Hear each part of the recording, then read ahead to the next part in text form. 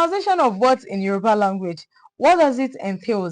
You have to know that Yoruba language is a tonal language. You have to know your 3 tones very well before pronouncing any word. If not, it will give you something else, different meaning and different word entirely. What are these 3 tones? The low, the mid, and the high.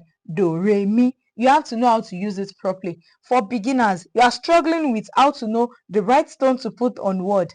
Come here, don't go anywhere. You can just pronounce the words with your lips closed like this. For example, I'm to pronounce the word Oluwa. Let me show you how to do it as a beginner. By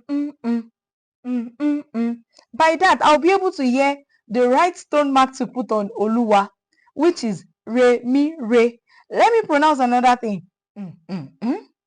Ashabi, do, mi. Do, mi. When I close my lips and pronounce it, I was able to know the right tone mark as a beginner. Let me pronounce another thing. Re, mi, apa. Do, mi, apa.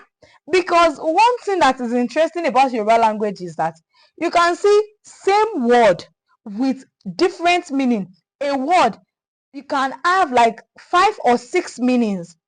It is the tone mark that will give it different meaning. Like apa and apa, it is the same spelling, the same words, but the tone mark that we put on it, we differentiate it. Maybe it is arm we are talking about or scar.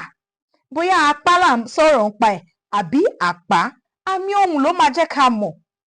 Mo lérò pé ẹ tún ti kọ́ ẹ̀kọ́ kan lónìí. Ẹ jẹ́ kí n mọ̀ tí ẹ bá ní ìbéèrè tẹ́ bá fẹ́ béèrè. Ẹ fi ṣọwọ́ sí mi. Àmọ̀kẹ́ ọmọ bàbá Bílí olùkọ́ yín náà ni. Ẹ kú ìkàlẹ̀.